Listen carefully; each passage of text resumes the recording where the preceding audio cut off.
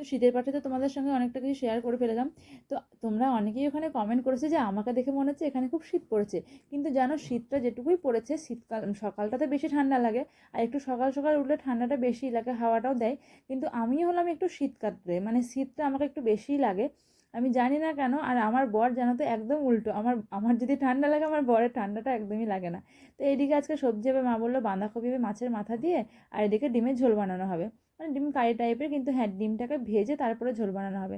তো ওখানে বাঁধাকপিটাকে কেটে নিলাম, মা ওটাকে বসিয়ে দেবো, আর আমি এদিকে ডিমের আলু বা মশলা যেগুলো লাগবে সেগুলো কাটছিলাম। আর এদিকে মায়ের সঙ্গে কথাও বলছিলাম। বর অফিস চলে যাওয়ার পরে আমি আর মা দুটোই সারাদিন এইভাবেই আমাদের কাটে। তো এদিকে মশলা কাটা সব কিছু কাটা হয়ে গেল, তো মাকে আমি এদিকে হেল্প করে দিয়ে আমি ওদিকে স্নান করতে চলে যাব। এবার স্নান সেরে এসে তারপরে তখন দেখি যে মায়ের রান্নাটাও কমপ্লিট হয়ে যায়। আমি যখন রান্না করতাম তখন আমি রান্না করেই স্নান করতাম, তো এখন আমি স্নান করে আসি, মা রান্না করে যেহেতু। তো এদিকে দেখো বাঁধাকপির সবজি হয়েছিল মাছের মাথা দিয়ে, আর এদিকে ডিমের বড়া করে ঝোল। এটা অনেক দিন খাইনি, তো হঠাৎ করে ইচ্ছে হলো। তো আমি বললাম মা এটা বানাও, কিন্তু মা জানো তো ডিমের ঝোল বানায় না, কিন্তু আমাদেরকে বানিয়ে দেয়, এটা খুব ভালো। মায়ের জানো তো না খেলেও আমাদেরকে বানিয়ে দেবে, মায়েরা এরকমই। তারপরে সন্ধেবেলায় বেগুন ছিল না, বরের তো অফিস ছিল, তো বেগুন তো কে আনবে সেটাও ঠিক ছিল না।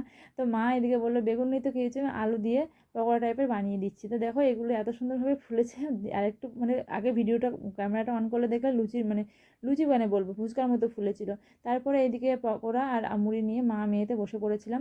তারপরে এদিকে বরের অফিস থেকে অর্ডার ছিল যে আজকে ঠান্ডা লেগেছে রুটি খাবো। তো এদিকে আটাটা মেখে রেখেছিলাম, একবারই মেখে রাখলাম, কারণ পরের দিন সকালেও রুটি হবে। শনিবার দিন আমাদের যেহেতু সেরকম কিছু খাওয়া হয় না, নিরামিষ খাওয়া হয়, তাই রুটি সবজি খাওয়া হবে। তো এদিকে আমি রুটি করতে করতে বড় ওদিকে ফোন করে বলে দিয়েছিল যে আমি আসবো, তো সেই মতো 3টে রুটি বানিয়ে রেখেছিলাম। আর তারপরে সবজি ও সব কিছু রেডি করে রাখি, কারণ এসেই নিয়ে চলে যায়, বেশিক্ষণ ওয়েট করতে হয় না। আর ঠান্ডাটা দেখো রাতে আবার কিন্তু অতটা আমাকে ঠান্ডা লাগে না, সকালটায় ঠান্ডাটা বেশি লাগে। আর রুটি কাটতে গিয়ে গ্যাসটা এতটা পরিমাণে নোংরা হয়, আটা গুঁড়োগুলো এত পড়ে, তো সেগুলো একটু পরিষ্কার করে নিচ্ছিলাম। তারপরে টিফিন বক্সটা নিয়ে ওখানে সবজি আর ডিমের কারিটা আমি ভরে দিচ্ছিলাম। তারপরে রুটিটা তো গরম গরম ওটা ফয়েল পেপারে র্যাপ করে দিই, রুটিটা একটু গরম থাকে, আর রুটি গরম থাকলে দেখো খেতেও ভালো লাগে। তো আমার এই ভিডিওগুলো তোমাদের কেমন লাগছে কমেন্ট করে জানিও, আর তোমরা যদি এরকম ভিডিও আরও দেখতে চাও একটু কমেন্ট করো, আর যদি কোনো ভুল ত্রুটি থাকে সেটাও কমেন্টে জানিও। তো টাটা, দেখা হচ্ছে।